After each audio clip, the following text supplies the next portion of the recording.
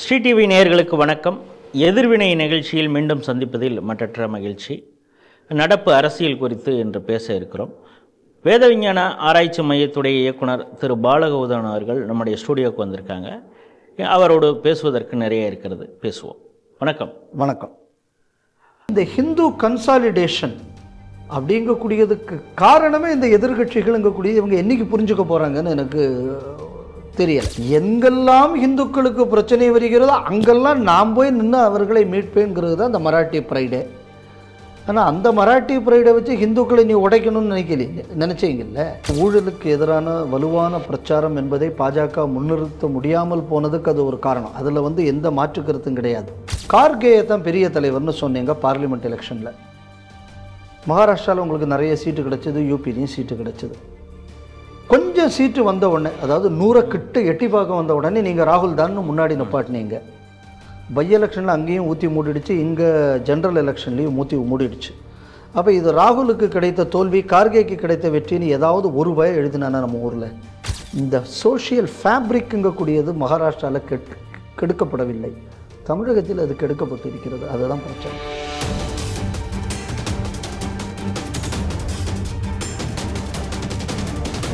நடந்து முடிந்த மகாராஷ்டிரா தேர்தல் பார்த்துருக்கோம். இன்றைக்கி அந்த தேர்தல் முடிவை ஒட்டி பாஜக சார்பாக முதல்வராகவே பதவியேற்க போகிறாங்க.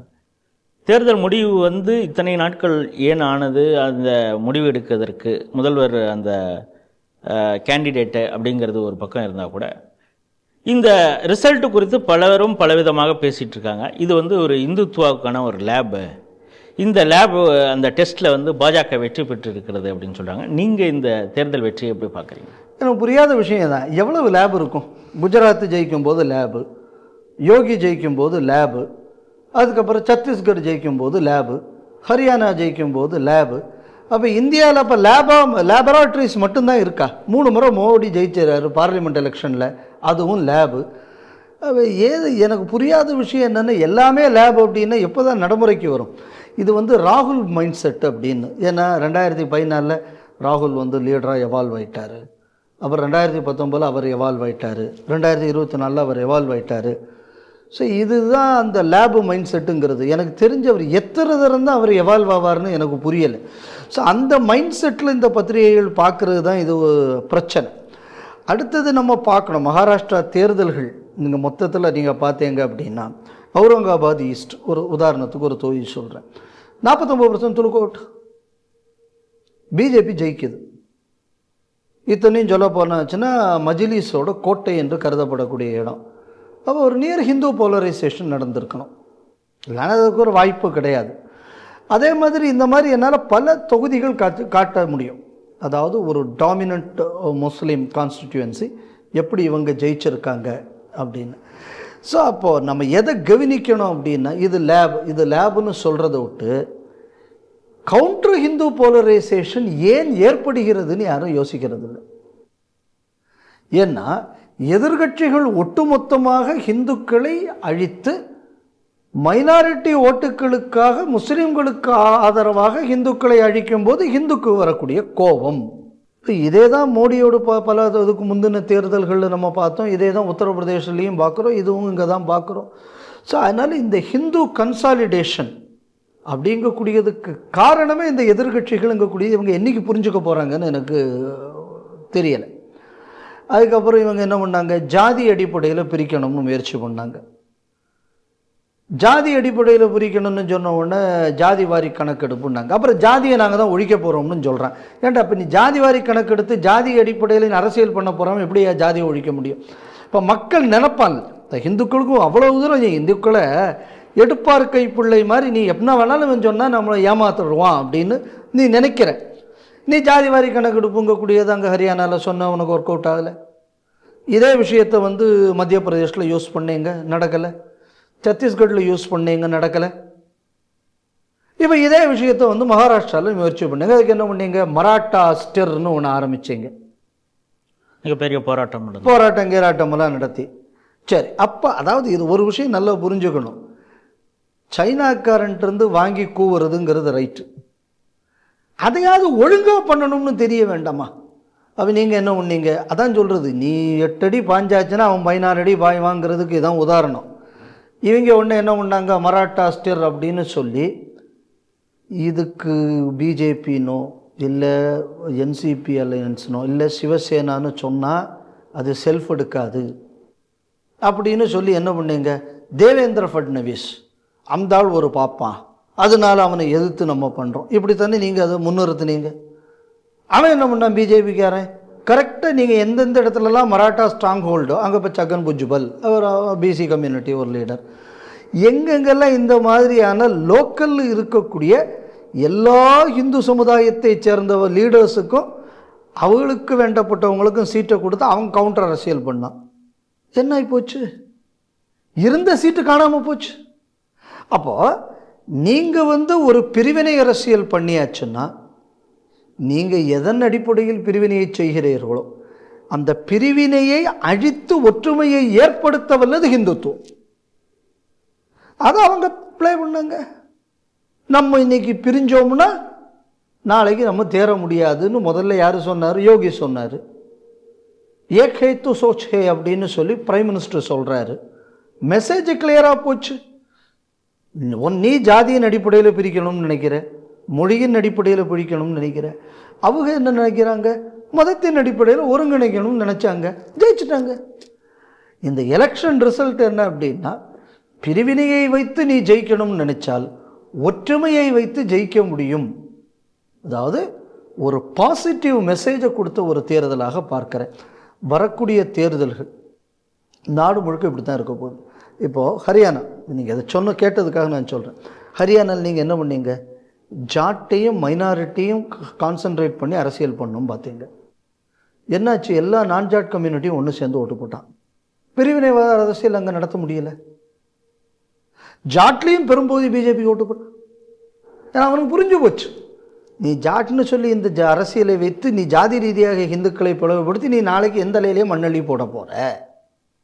அப்போது ஜாதி அரசியலுக்கு எதிராக ஜாதிக்கு அப்பாற்பட்டு ஒற்றுமைப்படுத்தக்கூடிய ஒரு சக்தி வெற்றி பெற்றிருக்கிறது. இதுதான் இந்த எலெக்ஷனில் மெசேஜ். அப்புறம் இன்னொரு செய்தி என்ன சொன்னாங்க அப்படின்னா, எல்லா இந்து அமைப்புகளும் ஒன்று சேர்ந்து வேலையை பார்த்தார்கள், அதை செய்தார்கள், இதை செய்தார்கள்.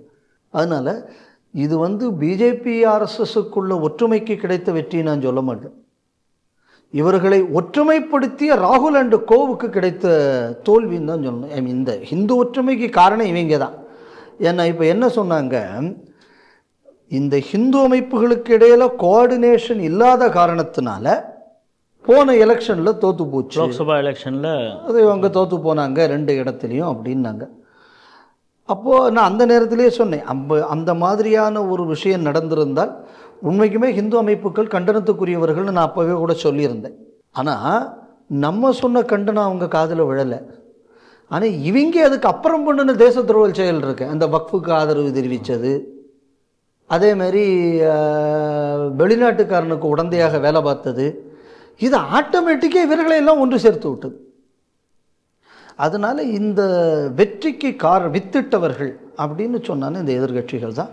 ஹிந்து ஒற்றுமையை அவர்கள் எப்படியாவது ஏற்படுத்தி விடுவார்கள், இல்லாத ஒற்றுமையை கூட எப்படியாவது அவங்க ஏற்படுத்தி விடுவார்கள் அப்படிங்கிற நம்பிக்கை இந்த தேர்தலுக்கு அப்புறம் எல்லாருக்கும் வந்திருக்கும் நான் நினைக்கிறேன். இப்போ இந்து ஓட்டு வங்கி அது பாஜகவிற்கு ஒரு வெற்றியை கொடுத்தது அப்படின்னு சொன்னால் கூட, இத்தனை நாள் நரேந்திர மோடி இந்த ஃப்ரீபீஸுக்கு எதிராக பேசிக்கொண்டு வந்தார். ஆனால் இப்போ பார்த்திங்கன்னா அங்கே இந்த 1500 லட்கே பெஹன் அன்பு தங்கைக்கான அந்த நிதி கொடுத்தனா, அந்த நிதி 5-6 மாதம் கொடுக்கறதுக்காகவே தேர்தல்கள் தள்ளி வைக்கப்பட்டது. அது ஒரு மிகப்பெரிய வெற்றிக்கு ஒரு காரணமாக இருந்தது அப்படின்னு சொல்கிறாங்க. நமக்கே தெரியும், இந்த ஃப்ரீபீஸுக்கு எதிராக பெரிய அளவில் வழக்கு போட்டவர் அவர் இன்று நல்ல உங்களுடைய நண்பர் தான் சுப்பிரமணியம் பாலாஜி. அந்த யார் வழக்கு போட்டாங்கன்னா அவங்க பேரை சொல்லாமல் இப்பொழுது பல பேரும் அதை கோட் பண்ணி பல விவாதங்களில் பேசிகிட்டு இருக்காங்க. அப்படி இருந்த பட்சத்தில் இப்போ பாஜகவும் இந்த ஃப்ரீபீஸை நோக்கி போகிறது. மத்திய பிரதேஷ்லேயும் அவங்க பணம் கொடுக்குறாங்க, இங்கேயும் கொடுக்குறாங்க.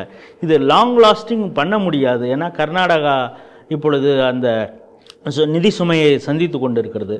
கூடிய விரைவிலே தமிழ்நாட்டில் இந்த பிரச்சனை வரும் அப்படிங்கிறாங்க. இப்போ அப்போனா இந்த தேர்தல் வெற்றி இந்த ஃப்ரீபீஸ் மூலமும் நடந்திருக்கு அப்படின்னு நம்ம எடுத்துக்கிறதா? ஒரு விதத்தில் ஒரு part of this election victory வந்து அதுக்கு ஃப்ரீபீஸ் ஒரு காரணம்னு நான் நினைக்கிறேன். அதுவும் குறிப்பாக பல இடங்களில் வந்து இந்த விஷயத்தை ஏக்நாத் ஷிண்டே அவர்கள் சொல்லவும் செய்திருந்தார். அதனால் இது நான் வந்து இதை நீங்கள் வந்து இப்போ இவங்க செய்தார்களே, இது இவங்க கொள்கையை விட்டு வெளியேறி விட்டார்களா அப்படின்னு கேட்குறாங்க. இப்போ இதே கேள்வியை நான் திரும்பி கேட்குறேன். தேர்தலுக்கு வெற்றியடைய வேண்டும் என்பதற்காக மத ரீதியாகவும் ஜாதி ரீதியாகவும் நீ சமுதாயத்தை பழக்கும் போது ஒற்றுமைப்படுத்துவதற்காக இவர்கள் அதே அஸ்திரத்தை பயன்படுத்தி இருக்கிறார்கள். இவ்வளோதானே. இப்போது காங்கிரஸ் ஆட்சியில் இருந்தது. காங்கிரஸ் ஆட்சியில் இருக்கும்போது நீங்கள் என்ன பண்ணீங்க? மைனாரிட்டி ஸ்காலர்ஷிப்னு கொடுத்தீங்களா இல்லையா? ஹஜ் மானியம் கொடுத்தீங்களா இல்லையா? இமாம் பென்ஷன் கொடுத்தீங்களா இல்லையா? அப்போது நீங்கள் வந்து ஒரு அரசியலுக்காக, நீங்கள் ஒரு பிரிவினை அரசியலுக்காக நீங்கள் ஃப்ரீபியை பயன்படுத்தினீங்க. ஒற்றுமைப்படுத்தக்கூடிய அரசியலுக்கு அவர்கள் அதை பயன்படுத்தி இருக்கிறார்கள். காலப்போக்கில் இது மாறும் அப்படிங்கிற நம்பிக்கை எனக்கு இருக்குது. அந்த மாறணும் அப்படின்னு சொன்னால் அதுக்கு முதல் செய்ய வேண்டிய விஷயம், சமுதாயத்தில் இதை பற்றி அக்கறைப்படக்கூடியவர்கள் செய்ய வேண்டிய விஷயம் என்ன அப்படின்னா, இந்த காசு பணத்துக்கு அப்பாற்பட்டு தேசமும் சமுதாயமும் முக்கியங்கக்கூடிய எண்ணப்போக்கை பரவலாக ஏற்படுத்தியாச்சுன்னா இந்த ஃப்ரீபிக்குள்ளே தேவை இருக்காது. ஸோ இந்த ஒரு கரப்ட் மென்டாலிட்டிங்கக்கூடியதை அரசியலில் வந்து பரவலாக்கினார்கள். எப்படி நீங்கள் வந்து பாருங்கள், இந்த மராட்டா ப்ரைட்னு தனியாக கொண்டு வந்தாங்க.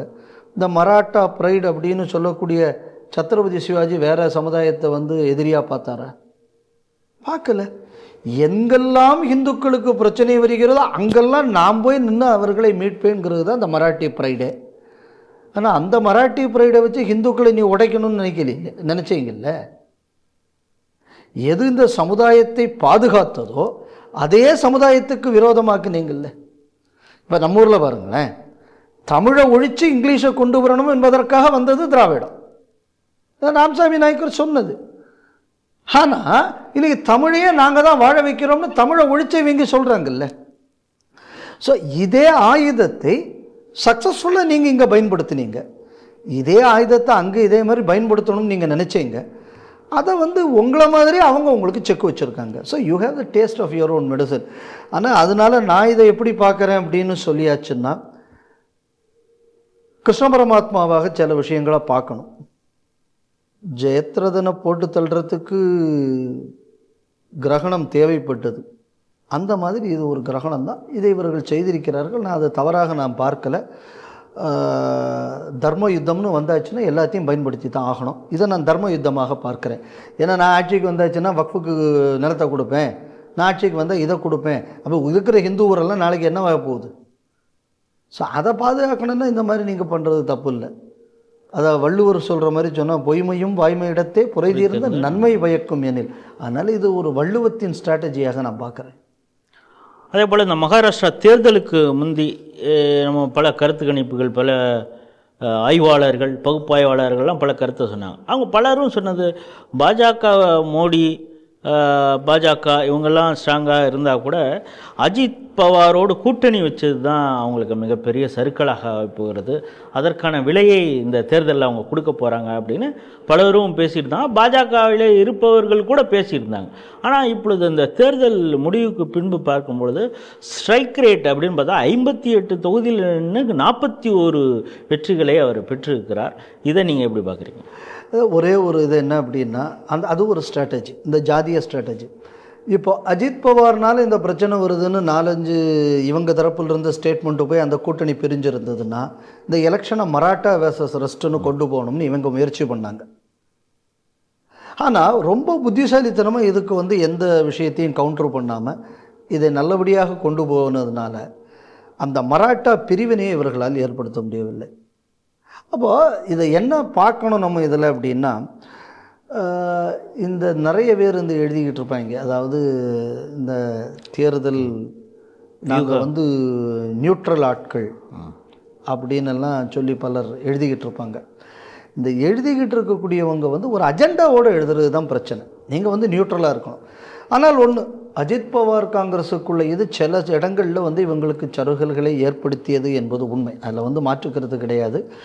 ஏன்னா ஊழலுக்கு எதிரான வலுவான பிரச்சாரம் என்பதை பாஜக முன்னிறுத்த முடியாமல் போனதுக்கு அது ஒரு காரணம். அதில் எந்த மாற்றுக்கருத்தும் கிடையாது. ஆனால் இதனால் என்ன பெனிஃபிட் அப்படின்னு சொன்னால், இந்த மராட்டாங்கக்கூடிய ஒரு பிரிவினையை ஏற்படுத்துவதற்கான கவுண்டர் பாலாக அது பயன்பட்டது. ஸோ அதனால் என்ன ஆகிப்போச்சு அப்படின்னா, அந்த கோர் ஹிந்து கன்சாலிடேஷன். ஏன்னா இதை பாருங்கள் சார், பல வருஷம் கழிஞ்சு ரூலிங் அலையன்ஸுக்கு 50%க்கு மேலே மகாராஷ்டிராவில் வந்ததே இந்த எலெக்ஷனில் தான். இதுக்கு எனக்கு தெரிஞ்சு 20 வருஷத்துக்கு முன்னாடி தான் இந்த மாதிரியாக வந்தது. அதுக்கப்புறம் இந்த 50%க்கு மேலே ரூலிங் அலையன்ஸுக்கு வந்ததே இப்போ தான். அதே ஒரு மாபெரும் வெற்றியாக நம்ம பார்க்கணும். அதனால் இது என்ன அப்படின்னு சொன்னால், நீங்கள் ஏற்கனவே கேட்ட மாதிரி பிரிவினைவாத ஸ்ட்ராட்டஜிக்கு எதிராக இந்த பிஜேபி தனக்குள்ள ஒரு கோர் விஷயத்தை சின்ன அளவில் காம்ப்ரமைஸ் பண்ணி சமுதாயத்தை பிளவுபடுத்துவதற்கான ஒரு முயற்சியை இதை வச்சு கவுண்டர் பண்ணியிருக்காங்க. ஆனால் இந்த அஜித் பவார் ஃபேக்ஷனை உள்ளே கொண்டு வந்ததுங்கக்கூடியது சில சில செக்ஷன்ஸில் பிஜேபிக்கு அது பாதிப்பு இருந்தது. ஆனால் காங்கிரஸ் பண்ணாங்கள்ல ஒரு கூத்து, அதாவது இந்த ப்ரோ முஸ்லீம்னு ஒன்று கொண்டு வந்தாங்கள்ல, அதில் என்ன ஆகி போச்சுன்னா அது நெகேட் ஆகிடுச்சு. நம்ம பிரச்சனையை அப்புறம் பார்த்துக்கலாம், முதல்ல நம்மோட சர்வைவலை பார்ப்போங்கிற மாதிரி போயிடுச்சு தேர்தல். அதனால் அந்த இவங்க என்ன ஒரு பிரச்சனையை ஃப்ளாக் பண்ணாங்களோ அதோட நெகட்டிவ் போய் அந்த ஹிந்து யூனிட்டிங்கக்கூடியதில் அதெல்லாம் மறைஞ்சு போய் அது ஒரு பாசிட்டிவ் விக்ட்ரியாக வந்தது. அதே போல் மகாராஷ்டிரா தேர்தலை பொறுத்தளவு இன்னொரு கருத்து என்னென்னா, இது முழுவதுமாக மோடிக்கு கிடைத்த வெற்றின்னு நம்ம சொல்ல முடியாது. பிகாஸ் அங்கே ஒரு கூட்டணி ஆல்ரெடி ஆட்சியில் இருந்தது. அவங்க சில நல்ல விஷயங்கள் மக்களுக்கு செஞ்சுருக்காங்க. அந்த திட்டமும் மக்களுக்கு போய் சேர்ந்துருக்கிறது அப்படிங்கிறது ஒரு பக்கம். தேவேந்திர ஃபட்னவிஸ் போன்ற ஒரு தலைவரையும் அவங்க முன்னிருக்கிறதுனால, இந்த லோக்கல் லீடரும் அங்கே கொஞ்சம் ஸ்ட்ராங்காக இருந்ததுனால தான் இந்த வெற்றி அவங்களுக்கு கிடைச்சிருக்கு அப்படிங்கிற ஒரு பார்வையும் இருக்குது. அதாவது இது மோடிக்கான முழு வெற்றி கிடையாது அப்படின்னு சொல்கிறாங்க. இதை எப்படி பார்க்குறாங்க? எல்லா தேர்தலுமே ஒரு நபருக்கான வெற்றி அப்படின்னு சொல்கிறது இல்லை, அது மோடியே கூட சொல்கிறது இல்லை. ஒவ்வொரு காரியகர்த்தருக்கும் கிடைத்த வெற்றின்னு தான் மோடியே இதை சொல்லிக்கிட்டு இருக்காரு. இந்த பழக்கம் பாஜகவில் இருக்குது. இப்போ நான் இதே ஒரு கேள்வியை திருப்பி கேட்குறேன். ராகுலை நீங்கள் முன்னிறுத்தலை, கார்கேயை தான் பெரிய தலைவர்னு சொன்னீங்க பார்லிமெண்ட் எலெக்ஷனில். மகாராஷ்டிராவில் உங்களுக்கு நிறைய சீட்டு கிடச்சிது, யூபிலையும் சீட்டு கிடச்சிது. கொஞ்சம் சீட்டு வந்த உடனே, அதாவது 100 கிட்ட எட்டி பார்க்க வந்த உடனே நீங்கள் ராகுல் தான் முன்னாடி நிப்பாட்டினீங்க. பை எலெக்ஷனில் அங்கேயும் ஊற்றி மூடிடுச்சு, இங்கே ஜென்ரல் எலெக்ஷன்லேயும் மூடிடுச்சு. அப்போ இது ராகுலுக்கு கிடைத்த தோல்வி, கார்கேக்கு கிடைத்த வெற்றின்னு ஏதாவது ஒரு பயம் எழுதினானா நம்ம ஊரில்? ஒரு நபரை முன்வைத்து அரசியல் நடத்தக்கூடிய கட்சிகள் அதை சொல்ல மாட்டாங்களா? இது நாங்கள் எல்லாரும் சேர்ந்து தான் ஏன் ஜெயிக்கிறோம்னு மோடி சொன்னார், ஆனால் அவருக்கு கிடைத்த வெற்றியில் நீ இழுத்து எழுதுற அப்படின்னு சொன்னால், எழுதக்கூடியவர்களுக்குள்ள நோக்கம் என்னங்கிறத நம்ம புரிஞ்சுக்கணும். ரெண்டாவது, தேவேந்திர ஃபட்னவிஸ் இந்த வயசுக்குள்ள ஒவ்வொரு தொகுதியை, சார் ஒரு லீடரை யோசிங்க, 149 தொகுதி தேர்ந்தெடுக்கிறாங்க, 136 தொகுதியில் ஜெயிக்கிறாங்க. அப்போது என் பார்ட்டியோட சான்சஸ் எங்கே இருக்குதுன்னு மெட்ரிகுலஸாக ஒர்க் அவுட் பண்ணாமல் ஒரு தொகுதியை ஒரு தலைவரால் சூஸ் பண்ணியிருக்க முடியுமா? யோசிச்சு பாருங்க. ஒன்று. ரெண்டாவது, ஷைனா சிவசேனாவுக்கு அனுப்பி, ஏன்னா அந்த தொகுதி சிவசேனாவுக்கு போயிடுச்சு, மேக்கர் சிவசேனா கேண்டிடேட். ஸோ இப்படி கிராஸ் பண்ணி, அதாவது சில இடங்கள் தொகுதியில் போயிடுச்சு, சார் பார்ட்டிக்குன்னு போயிடுச்சு, அப்போ இந்த பார்ட்டியில் இருந்தாங்க, அந்த பார்ட்டியில் இருந்து. சார் இந்த கூட்டணிங்கக்கூடியது சில சில தலைவர்களையும் சில சில ரீஜனல் ஆஸ்பிரன்ஸை மட்டும் திருப்திப்படுத்துவதாக இல்லை. வின்னபிலிட்டிங்கக்கூடியதை சீட்டுக்கு ஏற்ற ஒவ்வொரு சீட் அளவுலையும் ஒவ்வொரு கேண்டிடேட் அளவுலையும் ஒர்க் அவுட் பண்ண ஸ்ட்ராட்டஜிஸ்ட் அவர் தானே. அவர் என்னால் மட்டுமே தான் வெற்றி கிடைச்சுன்னு அவர் சொன்னாரா? இல்லை, சொல்லலை. பார்ட்டியில் வேறு யாராவது சொன்னாங்களா? இல்லை மோடியால் மட்டுமே வெற்றி கிடைச்சுன்னு யாராவது பிஜேபியில் சொன்னாங்களா? இது என்ன அப்படின்னு சொன்னான்னா, இந்த மாதிரி ஒரு கலெக்டிவ் இது இல்லை, ஹிந்து அமைப்புகளால் மட்டுமே தான் வெற்றி கிடைத்தது யாராவது சொன்னாங்களா? அது இல்லை. அதனால் இந்த பிஜேபியை பொறுத்தளவு, பிஜேபியோட கல்ச்சரை பொறுத்தளவில் எவ்ரி காரியகர்த்தா மேட்டர்ஸ். இந்த எலெக்ஷனை பொறுத்தளவில் அபவ் காரியகர்த்தா எவ்ரி ஹிந்து மேட்டர்ஸ். இல்லைன்னா நீங்கள் அவுரங்காபாத் ஈஸ்ட்லலாம் யோசிச்சிருக்க முடியுமா ஒரு வெற்றியை? கற்பனை கூட பண்ண முடியாது. ஸோ இந்த எலெக்ஷனை பொறுத்தளவில் இது ஒவ்வொரு ஹிந்துவும் தன் தேர்தலாக நினைத்தான். அவனோட சர்வைவல் இஷ்யூ இந்த தேர்தல் ஒவ்வொரு ஹிந்துவுக்கும். அதுதான் இந்த தேர்தலோட இது. அதனால் இது வந்து ஒரு நபருக்கு மட்டும் சேராது. அதே நேரத்தில் இன்னொரு விஷயத்தை புரிஞ்சுக்கணும். இந்த நம்பிக்கை ஹிந்துக்களுக்கு ஏற்பட்டதற்கு காரணம் யார்? நரேந்திர மோடி. அப்போ உள்ளூரில் இதெல்லாம் ஒருங்கிணைத்து இதை ஒரு தளபதி அவர் தான் ஆரம்பிக்கிறார். ஆமாம், கொண்டு வந்தது யார்? தேவேந்திர ஃபட்னவிஸ். அதனால் ஒரு போர் அப்படின்னு வந்தால் அந்த போரில் ஒவ்வொரு ஆளுக்கும் ஒவ்வொரு ரோல் இருக்கும். எல்லாரும் அவங்க ரோலை தெளிவாக ப்ளே பண்ணாங்க. அதனால் ஒருத்தருக்கு மட்டுமே கிடைத்தது என்பதை விட இந்த அனைவரும் ஒருங்கிணைப்பதற்கு காரணமாக இருந்தவங்க இவங்க 2 பேர் தானே. என்னோடு பலகாலமாக நான் சொல்லிக்கிட்டு இருக்கிற ஒரு விஷயம் தான், தமிழ்நாட்டில் இது சாத்தியம். ஃபட்னவிஸ் மாதிரி ஒரு லீடர் எங்கள் பிஜேபிக்கு இல்லை. இதுதான் தமிழ்நாட்டில் வந்து பிஜேபி ஆட்சிக்கு வராததுக்கு காரணம். இது என்னோடு ஒரு ஆழ எனக்கு இருக்கக்கூடிய நம்பிக்கை. ஏன்னா ரஜினிகாந்த் பீக்கில் இருக்கும்போது குரல் கொடுத்த அப்படி 98 கோயம்புத்தூர் பாம் பிளாஸ்ட் வர்ற நேரத்தில் திமுக படுதோல்வியை சந்தித்தது. அந்த பார்லிமெண்ட் எலெக்ஷனில் கோயம்புத்தூர் பாம் பிளாஸ்ட்னு வந்த நேரத்தில் பல ரசிகர்கள் மன்றங்கள் கலைக்கப்பட்டு அவர்கள் வந்து ரஜினிகாந்துக்கு எதிராக போனார்கள். துரதிருஷ்டம் 99 பிஜேபி வந்து திமுகவுடன் கூட்டணி போச்சு. அந்த ஹிந்து மொமெண்டத்தை நம்ம அன்றைக்கி தொலைச்சோம். 2014 அந்த மொமெண்டம் திருப்பி வந்தது. சப்சிக்வெண்ட்டாக பிஜேபியில் வந்த லீடர்ஸ் அதை நாசப்படுத்தினாங்க. திருப்பி ஜெயலலிதா இவங்கெல்லாம் அப்புறம் போன பார்லிமெண்ட் தேர்தலில் வந்தது. அதை நம்ம சரியாக பயன்படுத்தலை. ஸோ அதனால் இது வந்து அந்த லோக்கல் லீடர்ஷிப்போடு முக்கியத்துவங்கக்கூடியது நம்ம இந்த இப்போ தமிழ்நாட்டையும் அதையும் கம்பேர் பண்ணும்போது நம்ம புரிஞ்சுக்க முடியுது. அதனால் இது வந்து இட்ஸ் ஒரு கலெக்டிவ் விக்ட்ரி. கலெக்டிவ் விக்ட்ரிங்கிறதையும் கூட இந்த role of Modi and Fadnavis இது வந்து வெரி ப்ரைமரி ரோல். அதை வந்து you cannot take away from that. சரி, கடைசியாக ஒரு கேள்வி. எப்பொழுதுமே பாஜக வந்து ஒரு சோஷியல் இன்ஜினியரிங் அப்படின்னு ஒன்று ஒரு வார்த்தையை பயன்படுத்தி பல இடங்களில் அது பரிச்சார்த்த முறையிலையும் அவங்க செய்துக்கிட்டு தான் வராங்க. எப்படி மகாராஷ்டிராவிற்கும் தமிழ்நாடுக்கும் ஒரு ஒற்றுமை இருக்குது அப்படிம்பாங்க. என்னென்னா அதாவது ஆன்டி பிராமின் அதுவாக இருக்கட்டும், இல்லை இந்த செல்ஃப் அந்த சுயமரியாதை இயக்கங்கள், அதே மாதிரி தலித் ஆக்டிவிசம், இது எல்லாமே மகாராஷ்டிராலேயும் நடந்தது. அதே மாதிரி லிட்ரஸியாக இருக்கட்டும், அப்புறம் கடவுள் மறுப்பு, எல்லாமே இங்கே தமிழ்நாட்டில் எப்படி நடந்ததோ அதே மாதிரி மகாராஷ்டிரையும் நடந்ததுங்கிறாங்க.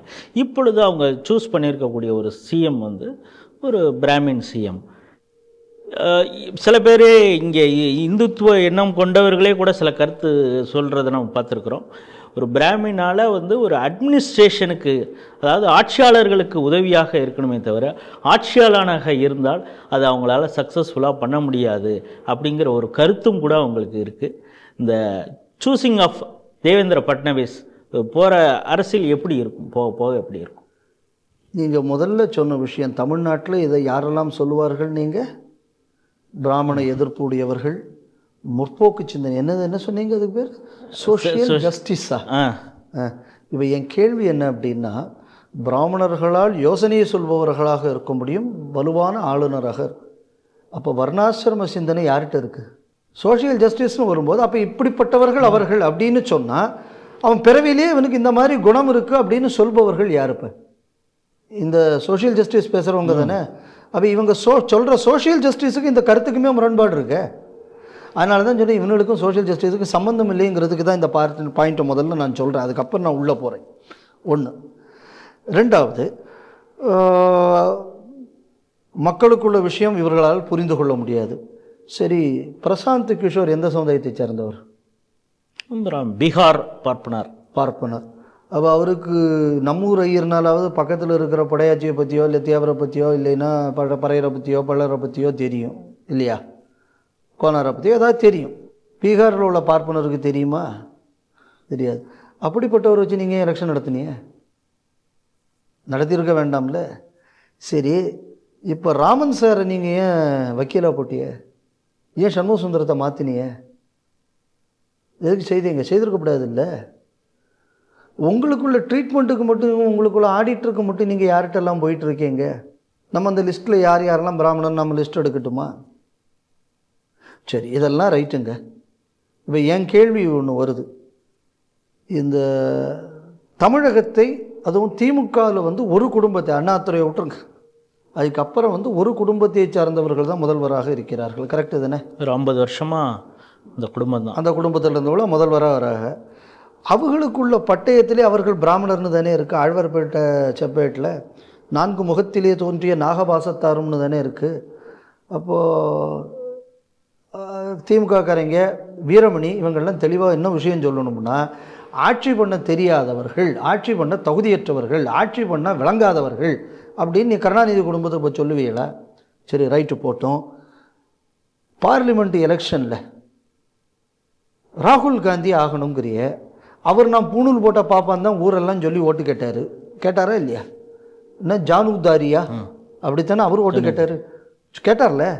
சரி, அப்போ அவர் பிரைம் மினிஸ்டர் ஆகலாமா? அப்போ இந்த பார்ப்பன பிரச்சனையெல்லாம் வராதா உங்களுக்கு? ஆகக்கூடாது இல்லை?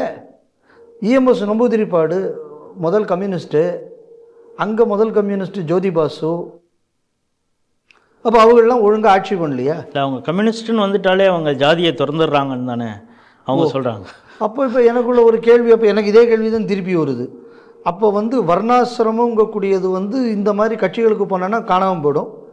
அப்போ இதே வர்ணாசிரமம் வந்து இந்திரா காந்தி இருக்கும்போது வந்துச்சா? அவ்வளோ பாப்பாத்தின்னீங்க.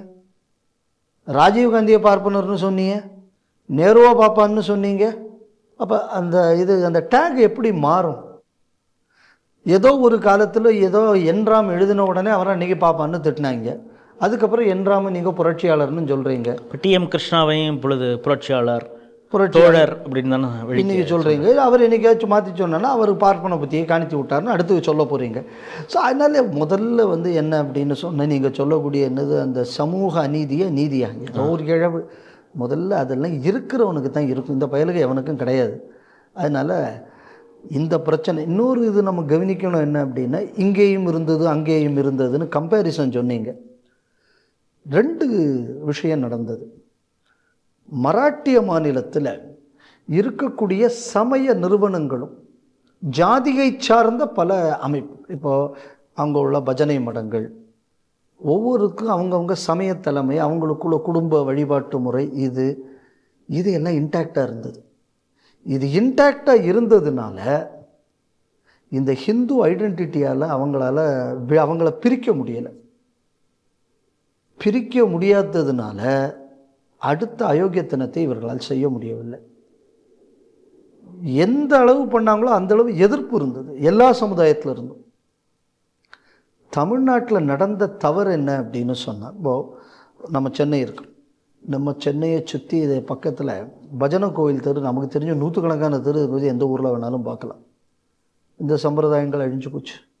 ஆதீனங்கள் உபதேசம் பண்ணக்கூடிய இடங்களாக இருந்தாங்க, பல சமுதாயத்துக்கு இருந்தாங்க. ஜீயர் மடங்கள் இருந்துச்சு. இந்த ஜீயர் மடங்கள் ஆதீனங்கள் தவிர தனிப்பட்ட முறையில் உபதேசம் கொடுப்பதற்குன்னு தனித்தனி மடங்கள் ஒவ்வொரு சமுதாயத்துக்கும் இருந்தது. இந்த அடிப்படை செட்டப்பை வந்து திராவிடம்ங்கக்கூடியதை அழிச்சது. இது அழிச்சதுனால மக்கள் அவங்களுக்குள்ள ஐடென்டிட்டியை இழந்தார்கள்.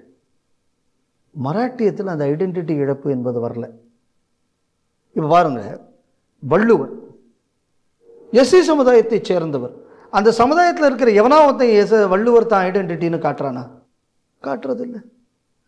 திராவிடம் வரத்துக்கு முன்னாடி வெள்ளைக்காரன் இருக்கும்போது புலித்தேவன் முக்குலத்தோர் சமத்தைச் சேர்ந்தவர், கூட சண்டை போட்ட ஒண்டி வீரன் பட்டியல் இனத்தைச் சேர்ந்தவர், அவர் இன்னொரு தளபதியாக இருந்த வீரன் அழகுமுத்துக்கோன் கோனார் சமுதாயத்தைச் சேர்ந்தவர், எல்லாரும் ஒன்றா இருந்தாங்க. திராவிடம் வந்ததுக்கப்புறம் புலித்தேவனுக்கு குரு பூஜை நடத்தவோ ஒண்டி வீரனுக்கு குரு பூஜை நடத்த அனுமதி கொடுக்க முடியாதுங்கிறான். ஏன்னா ஜாய் சண்டை வந்துருமா. அப்போ இவர்களெல்லாம் சேர்ந்து போராடி இருக்கிறார்கள். ஹிந்துங்கிற ஐடென்டிட்டி இருக்கும் வர, திராவிடம்ங்கக்கூடிய ஐடென்டிட்டி வந்த உடனே இவங்க அவ்வளோ பேர் தன்னை மறந்து இந்த பேரை வச்சுட்டு இவன் ஜாய் சண்டை போட்டுக்கிட்டு இருக்கான். அப்போ இவங்க 3 பேரையும் இணைத்தது எது? சங்கரங்கோவிலில் இருக்கக்கூடிய சாமியும் ஸ்ரீவில்லிபுத்தூரில் இருக்கக்கூடிய ஆண்டாளும் இணைச்சாங்க. அந்த மாதிரியான சம்பிரதாயங்கள் அங்கே இன்னும் பண்ணிக்கிற வார்க்கரி சம்பிரதாயம் இன்னும் ஸ்ட்ராங்காக இருந்துக்கிட்டு இருக்காங்க. பல பஜன சம்பிரதாயங்கள் இன்னும் ஸ்ட்ராங்காக இருந்துக்கிட்டு இருக்கு. இந்த சம்பிரதாயங்கள் சமுதாயத்தை இணைத்த காரணத்தினால அங்கே இந்த ஹிந்து ஐடென்டிட்டியை இவர்களால் அழிக்க முடியவில்லை. இப்போ ஹிந்து ஐடென்டிட்டியை ஏன் அழிக்கிறான்னு புரிஞ்சதில்லை. அப்போ தான் ஹிந்துக்களை பிரிக்க முடியும். ஸோ பிரிவினைவாதத்திற்காக அவங்க அங்கே செய்ததை இங்கே செய்ததை அங்கே செய்யலை. காரணம் என்னென்னா, திராவிடம் என்கிற விலை போகக்கூடிய கூட்டம் மாதிரி அங்கே ஒரு கூட்டம் வரல. ஏன்னா அங்கே 2 பார்ட்டி தான் ஆரம்பத்தில் இருந்தது. ஒன்று காங்கிரஸ். காங்கிரஸில் இருந்ததெல்லாம் டவரிங் பர்சனாலிட்டி அந்த காலத்தில். நான் சொல்கிறது காங்கிரஸில். பின்னாடி வந்ததுக்கு பேர் காங்கிரஸ் இல்லை, இது இட்டாலியன் காங்கிரஸ். நான் சொல்கிறது இந்திய காங்கிரஸ் இருந்த காலத்தில் அவங்கள அப்போஸ் பண்ணிக்கிட்டு இருந்தது கம்யூனிஸ்ட், அன்றைய கம்யூனிஸ்ட். சித்தாந்தத்தில் நமக்கு அடிப்படையிலே வேறுபாடு இருக்கலாம். அப்போவே அவர்கள் ரஷ்யாவுக்கு சாதகமானவர்களாக இருக்கலாம். ஆனால் அவங்க கூட ஒரு மனசாட்சின்னு ஒன்று வச்சுக்கிட்டு இருந்தான். இன்னித்த கம்யூனிஸ்ட் மாதிரி கிடையாது. அந்த ஒரு பண்பாடு அங்கே 2 பக்கமும் இருந்து, அதுக்கப்புறமும் வந்தது தேசிய கட்சி ஜனதான்னு வந்துச்சு. அந்த ஜனதா இந்த காங்கிரஸில் இருந்து வெளியில் வந்தவர்கள். தேசியத்தை ஒட்டியும் தர்மத்தையும் ஒட்டியும் அரசியல் இருந்தது. இங்கே நீங்கள் உருவாக்கி விட்டதே தேசத்துக்கு விரோதமாகவும் மொழிக்கு விரோதமாகவும் பண்பாட்டுக்கு விரோதமாகவும் கூட்டத்தை பண்ணி விட்டதுனால அது இப்படி போயிருக்கு.